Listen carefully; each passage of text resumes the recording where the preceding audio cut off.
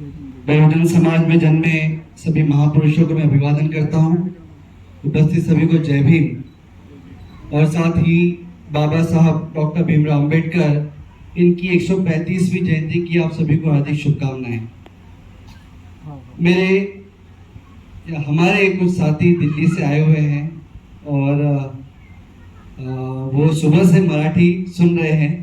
पता नहीं उनको कितना समझ में आया, लेकिन अभी भी जाग रहे हैं। मतलब जो भी है एनर्जी, वो पॉजिटिविटी वो फील कर पा रहे हैं। और मेरी भी हिंदी बहुत अच्छी नहीं है, बट जैसी भी है वो दिल्ली में भी एडजस्ट करते हैं और नागपुर में तो करना ही पड़ेगा। अंबेडकर मेला ऑन व्हील्स, ये जो प्रोग्राम महाराष्ट्र लेवल का ऑर्गेनाइज किया था, निश्चित रूप से बाबा साहब माननीय कांशीराम साहब ने बाबा साहब का नाम उत्तर भारत में पहुंचाने के उद्देश्य से इस प्रोग्राम को चलाया था। और सिर्फ बोलने से कुछ नहीं होगा, हीरोगिरी होती है कि बड़े बड़े भाषण दीजिए और लाइफ कुछ और ही जीते हैं। तो कॉन्ट्राडिक्शंस होती है, हम लाइफ में देखते हैं कई बार। और हमारा देश, सारा देश समझ ही नहीं पाता है कॉन्ट्राडिक्शंस। वो 2 मिनट टीवी पर कोई आ जाता है, 2 घंटे की पिक्चर देखकर उसी को सच मानते हैं और देखता ही नहीं कि वो इंसान रियल लाइफ में कैसे जी रहा है। बाबा साहब कहते हैं कि जो सामाजिक कार्यकर्ता है उसका सामाजिक जीवन और व्यक्तिगत जीवन एक जैसा होना चाहिए, तो ही उसे सामाजिक कार्यकर्ता कह सकते हैं। वो सामाजिक जीवन में स्टेज पे आकर बहुत कुछ बोलता है, लेकिन फिर यहां से स्टेज से नीचे उतरते ही उनकी सामान्य बातें जो चलती रहती, जैसे आम लोग बात करते हैं वैसे वो जीवन व्यतीत करता है, तो उसका कुछ उपयोग नहीं होगा। और बुद्ध ने भी कहा है कि भैया जो जांच सकते हो ना, जितना आप जांच सकते हो उतना आपको बोलने का हक है, जो आपने जांचा है उसी को। वैसे ही जितना आप करते हो उतना ही आपको बोलने का अधिकार है। इसलिए मैं जितना कर सकता हूं उतनी ही बात करूंगा। महाराष्ट्र एक समय पे 100% बुद्धिस्ट था, 100%। और इसके इतिहास में कई दाखिले जो है वो मिलते हैं। और उसी महाराष्ट्र में हम प्रत्यक्ष रूप से घूम के आए, सिर्फ विजिट करने नहीं गए, अंबेडकर मेला ऑन व्हील्स यह प्रोग्राम लेके गए। और जब अंबेडकर मेला ऑन व्हील्स ये प्रोग्राम लेके गए, तो निश्चित रूप से यह पहला मौका था जब इस तरह का प्रोग्राम लेकर हम पूरे महाराष्ट्र भर में घूमे। इसके पहले पिछले साल संविधान मेला ऑन व्हील्स, इस कार्यक्रम के अंतर्गत हम 2 महीने विदर्भ लेवल पर घूमे थे, 11 जिले घूमे थे। वो थोड़ा नजदीकी एरिया है और कल्चर जो है थोड़ा मिलता जुलता है, सोच ज्यादा मिलती जुलती है कंपेरेटिवली, और पहचान भी थी। लेकिन इस बार ऐसे क्षेत्रों में गए जहां पर कोई पहचान नहीं, और गूगल बाबा एक में थे जो हमको कई बार उन्होंने रास्ता दिखाया, कई बार भटकाया, और कई बार हमने यू टर्न लिए। जो कहते थे ना कि वो ब्रिज खत्म हो गया और गाड़ी गिर गई, तो उसी तरह हमारे साथ ब्रिज तो खत्म नहीं हुआ लेकिन रास्ता खत्म हो गया, कोई टर्न नहीं मिला। लेकिन फिर भी बाबा साहब जीवन में खुद जले और उन्होंने लोगों को प्रकाश दिया, और उसी प्रकाश में आज हम सारे चल रहे हैं। बाबा साहब को उम्मीद थी कि उनके संघर्ष के बाद जो फल मिला है, जो कुछ भी हमें अधिकार मिले हैं, उनका हम उपयोग करेंगे हमारे समाज को आगे बढ़ाने के लिए। लेकिन बाबा साहब के समय और उनके बाद भी यह बात काफी कम लोग समझ पाए। समझना और फिर उस बात को आगे बढ़ाना, उसके लिए हमें जो क्वालिटीज लगती है वो भी एक्वायर करनी जरूरी होती है। हर कोई पैदा होके सब कुछ क्वालिटीज लेके नहीं पैदा होता है। बाबा साहब को भी जब अनटचेबिलिटी के उन्होंने जब खुद रियलाइज किया, उनके साथ में हुई, तब उनको पता लगा कि ये अनटचेबिलिटी है। पैदा होके ही वो उस काम में नहीं लग गए, तो उनको रियलाइज हुआ और उस समस्या का हल निकालने के लिए बाबा साहब ने संघर्ष किया, खुद को तैयार किया और समाज को उस दिशा में ले गए। वो इसलिए ले गए क्योंकि वो सक्षम बने समाज को आगे बढ़ाने के लिए, सही दिशा में ले जाने के लिए। और बाबा साहब न केवल खुद सक्षम बने, उन्होंने औरों को भी सक्षम बनाया। हमारे प्रगति का जो द्वार है मुख्य रूप से वह इकोनॉमिक साइड जो है वो काफी मैटर करती है। सोशल तो है ही, हमारे देश में समस्या ऐसी थी, किसी पैसे से काम नहीं बनता था। सर ने बताया पैसा हो, कपड़ा खरीदे, फिर भी वो फाड़ के और गंदा करके देते थे। बाबा साहब पढ़ लिख कर आए तो विद्वत्ता भी यहाँ पर कुछ मायने नहीं रखती थी। लेकिन ऐसी स्थिति में भी जितने साधन उपलब्ध थे, बाबा साहब ने उतने साधनों का इस्तेमाल करके समाज को यहाँ तक लाया कि आज इस देश के करोड़ों करोड़ों लोग जितना भी है मान सम्मान का जीवन व्यतीत कर पा रहे हैं। यह केवल बाबा साहब के कारण है। बाबा साहब ने हमें जो कुछ भी दिया, उनको तो कुछ वापस नहीं करना है। ये जो सब कर रहे हैं ये बाबा साहब के लिए नहीं कर रहे हैं, ये हम हमारे लिए कर रहे हैं, ये हम आने वाली पीढ़ियों के लिए कर रहे हैं। लेकिन निश्चित रूप से बाबा साहब ने जो हमारे लिए किया उसका एहसास हमें है और हम बाबा साहब के ऋणी हैं कि हम किस तरह से वो ऋण अदा करें। नहीं कर पाएंगे, लेकिन बाबा साहब के जिस डायरेक्शन में वो हमसे चलना एक्सपेक्ट करते थे, तो उस डायरेक्शन में भी अगर हम चले तो काफी हद तक हम जो है वो ऋण को अदा कर पाएंगे। और सिर्फ हम ही नहीं, आने वाली पीढ़ियां भी। ये जो प्रोग्राम चला है, बाबा साहब भी इस बारे में कहते थे कि सिर्फ जागरूकता करने से काम नहीं होगा। अंबेडकर मेला ऑन व्हील्स ये एक जन जागृति का कार्य था जो 2 महीने किया, लेकिन सिर्फ जन जागृति करने से फायदा नहीं होगा। उसके बाद में विधायक कार्यक्रमों की भी जरूरत होती है। अगर विधायक कार्यक्रम नहीं है तो जो आंदोलन है ये एक बम्बू पर खड़ा तंबू है, उस तरह से होता है। हम जन जागृति तो करते हैं, हम महाराष्ट्र भर घूमे, लोगों से मिले, एक बात जरूर पाई, बाबा साहब को लोग अभी भी चाहते हैं। कोई जहां पहचान का नहीं था, वहां पर बाबा साहब की तस्वीर देखकर लोग आते थे। पानी पूछते थे, गन्ने का जूस पूछते थे, चाय पूछते थे, खाना भी पूछते थे, रहने की व्यवस्था है क्या यह भी पूछते थे। काफी कम जगह ऐसी हुई जहां पर हमें कोई लोग नहीं मिले। उसमें भी बाबा साहब की मेहनत की कोई कमी नहीं है, निश्चित रूप से हमारी मेहनत की कमी है कि हम उन लोगों तक सीमित समय में नहीं पहुंच पाए, इतने संसाधन नहीं थे।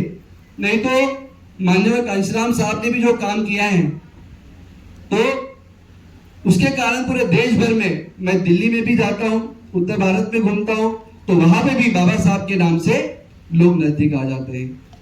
तो बाबा साहब ने काम इतना किया है, बाबा साहब को लोग चाहते भी हैं, चाहने वाले हर जगह पर हैं। बस कमी है कि हम वहां पर पहुंच नहीं पा रहे हैं। जिन लोगों को ऐसा लगता है कि यह काम आगे बढ़ना चाहिए, ईमानदारी से लगता है कि यह काम आगे बढ़ना चाहिए, इसके बहुत सारे कारण हैं। सभी कारण तो यहाँ पर डिस्कस करने संभव नहीं होंगे, क्योंकि अभी अध्यक्ष भाषण और उसके बीच में मैं ही खड़ा हूँ, समय भी काफी हो गया है, काफी कम शब्दों में अपनी बात रखूंगा। बाबा साहब एक बात कहते हैं, जो अपना मरा हुआ होता है ना, उसे हमें खुद को ढोना पड़ता है। अपनी लाश हमें खुद पे कंधे पर ढोनी पड़ती है। हमारे घर में जब कोई मरेगा, हमारा कोई जब मरता है, तो उसकी लाश हम खुद के कंधे पर ही ढोते हैं। उम्मीद नहीं करते कि दूसरा कोई आएगा और वो हमारे परिवार की, हमारे किसी की लाश धोएगा। वैसे ही हमारे समस्या के बारे में भी हमने सोचना चाहिए कि हमारी समस्या कोई और आके हल नहीं करेगा, वो हमें खुद को करनी है। और हमारी समस्या कोई व्यक्तिगत समस्या नहीं है, यह समस्या सामाजिक समस्या है। इसलिए हमारी व्यक्तिगत समस्या हल हो गई, इसीलिए सब खत्म हो गया। यह सोचकर बाबा साहब का आंदोलन, कांशीराम साहब कहते थे सर्वाइव, रिवाइव एंड सर्वाइव। तो मृत अवस्था में पहुंच गया था ना, तो ऐसी स्थिति हो जाएगी अगर हम दूसरों से एक्सपेक्ट करते रहे। इतनी नैतिकता जो है ना वो भूल गए हैं, भूल गए, पता नहीं सीखे कि नहीं सीखे। बाबा साहब ने तो बोला था कि भाई सिर्फ मैं कहता हूं इसके लिए मत हो, तुमको पटता है, आपको यदि सही लगता है, आपकी बुद्धि को सही लगता है तो ही आप बुद्ध धर्म में आओ। लोग आए, बाबा साहब बोले ये देश जो है ना, ये देश में दो तरह का पानी है, विचारधारा की लड़ाई, एक गंदा और एक अच्छा। तो हमें इस देश से गंदा पानी निकाल फेंकना है और साफ पानी रखना है। बाबा साहब ने बोला था गंदा पानी निकाल फेंकना है और साफ पानी रखना है। बाबा साहब ने काम शुरू किया, उसके पहले से काम शुरू हुआ। बाबा साहब ने बड़े पैमाने पर प्लांट लगा दिया, ट्रीटमेंट प्लांट, और साफ पानी निकालना शुरू किया। बाबा साहब ने बोला था कि यह जो लड़ाई है, यह लड़ाई केवल नौकरों के लिए या फिर जो फैसिलिटीज मिलती है, सहूलतें मिलती है, उसके लिए नहीं है।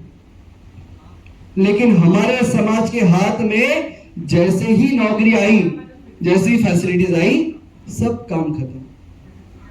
और वो मिलने के लिए लोग झूठ बोलने के लिए आगे पीछे नहीं देखते। मैं खुद एडवोकेट हूं, सुप्रीम कोर्ट में प्रैक्टिस करता हूं, देश भर से केसेस आती हैं, क्या क्या एफिडेविट करते हैं लोग, पता है। कांशीराम साहब कहते थे स्वाभिमानी व्यक्ति ही संघर्ष की परिभाषा समझ सकता है, जिसका स्वाभिमान मरा हुआ होता है वो गुलाम होता है। और इस देश में लोगों ने अपना स्वाभिमान बेच दिया, गुलाम बन गए। शंबरकर जैसा कोई आदमी क्या कहता है, बाबा साहब ने इस देश में इतनी बड़ी क्रांति की, पूरे दुनिया के इतिहास में ऐसी कई घटना नहीं मिलेगी जहां पर इतनी बड़ी तादाद में धर्म परिवर्तन हुआ हो। बाबा साहब ने की, इसी दीक्षा भूमि पे की। बाबा साहब की उस क्रांति को झुटलाने का प्रयास हमारे समाज के लोगों ने किया। क्यों? आरक्षण चाहिए था, आरक्षण। हमारे मत का, हमारी जो वोट है, वोटिंग राइट, कहते हैं कि उसकी रक्षा अपनी मां बेटे की आबरू की तरह करो। हमारे समाज ने वो छोड़ दिया है, विचार ही छोड़ दिया है। और थोड़ी सी फैसिलिटीज के लिए सब बेच देते हैं, सब आत्मसम्मान बेच देते हैं।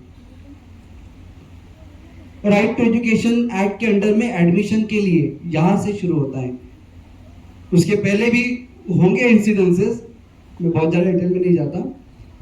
लेकिन ये चीज बाबा साहब का काम जो है सिर्फ जिंदाबाद मुर्दाबाद करने से नहीं बढ़ेगा, वो हमें अपने आचरण में लाना होगा। बाबा साहब ने अपनी नैतिकता ताक पर नहीं रखी, कभी नहीं छोड़ी, किसी भी कंडीशन में नहीं छोड़ी। एक पाव खाकर जिए, संघर्ष किए, बच्चों को मरने दिया, लेकिन स्वाभिमान नहीं बेचा और इस आंदोलन को आगे बढ़ाया। ऐसे बढ़ता है आंदोलन आगे। कांशीराम साहब ने भी बढ़ाया आंदोलन को। बाबा साहब के बाद दूसरा नंबर का कोई नाम इस देश में सुनाई देता है, महाराष्ट्र पर घूमे तो बामसेफ वाले, बामसेफ का नाम लेते, दूसरा कांशीराम साहब का। वो फोटो देख के, दूसरा फोटो अगर पहचाने सबसे ज्यादा तो कांशीराम साहब का, वो देख के नजदीक आते हैं। तो उस तरह से अगर हम काम नहीं करते हैं तो ये काम आगे नहीं बढ़ेगा। बाबा साहब ने इस देश में 1250 साल बाद पहली बुद्ध की मूर्ति स्थापित की। बुद्ध धर्म को आधुनिक भारत में बाबा साहब ने जिंदा किया।